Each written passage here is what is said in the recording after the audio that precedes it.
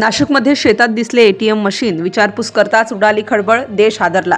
रस्त्याने जाणाऱ्यांची पावले अचानक थांबली. पहाटेच्या शांततेत शेताच्या बांधावर एक अवाढव्य मशीन उभं होतं. आधी कुणालाच नीट कळेना. काही क्षण लोक ते पाहतच राहिले. शेतात ट्रॅक्टर असणं सामान्य, पाण्याची मोटर असणंही सामान्य, पण हे काहीतरी वेगळंच होतं. शेताच्या मातीत बांधाजवळ चक्क एटीएम मशीन. क्षणभर लोकांना वाटलं डोळ्यांना भास होतोय का, पण नाही, ते खरंच होतं.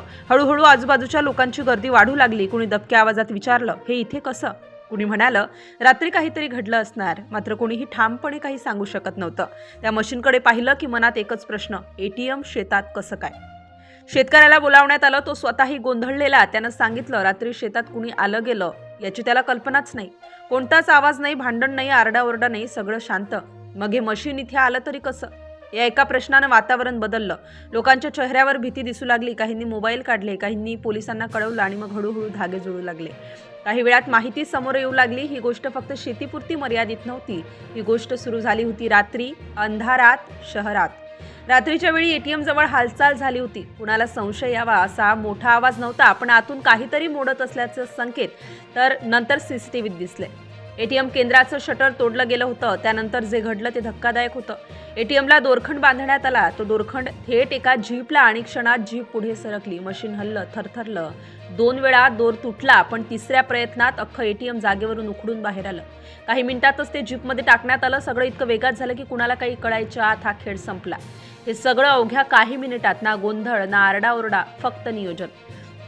एटीएमची छेडछाड होताच अलार्म वाजला. दूर कुठेतरी सिस्टीम सक्रिय झाली. संदेश गेला, माहिती पुढे पोहोचली. पोलिसही हालचालीत आले. मात्र तोपर्यंत जीप अंधारात गायब झाली होती. यानंतर शोध सुरू झाला. रस्ते तपासले गेले, सीसीटीव्ही पाहिले गेले आणि मग पुढचा धक्का बसला. तेच एटीएम जे शहरातून उचललं गेलं होतं ते सापडलं चक्क शेतात, शहरापासून दूर. हे ठिकाण होतं नाशिक जिल्ह्याच्या बाहेर, धुळे जिल्ह्याच्या हद्दीकडे जाणाऱ्या भागात, साक्रीजवळ. पहाटेच्या अंधारात काही लोकांना शेतात हालचाल जाणवली. बॅटरीचा प्रकाश टाकताच दृश्य स्पष्ट झालं.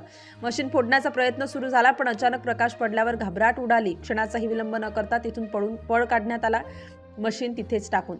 नंतर पोलिसांना माहिती देण्यात आली. तपास केला गेला. ते एटीएम आधीच शहरातून चोरीला गेलेलं असल्याचं स्पष्ट झालं. मशीन उघडलेलं होतं. काही ट्रे फोडले गेले होते, मात्र सगळे नाहीत.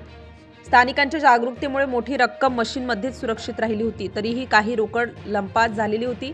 या सगळ्या प्रकाराने एक गोष्ट ठळकपणे समोर आली. एटीएम चोरीची ही केवळ चोरी नव्हती, तर पूर्णपणे नियोजनबद्ध कारवाई होती. मशीन उचलणं, नेणं, दुसऱ्या ठिकाणी फोडणं, सगळं आधीच ठरलेलं. आजही तो प्रश्न कायम आहे, एटीएम शेतात कसं आलं? आणि याच प्रश्नाचं उत्तर संपूर्ण देशाला हादरवणारं आहे.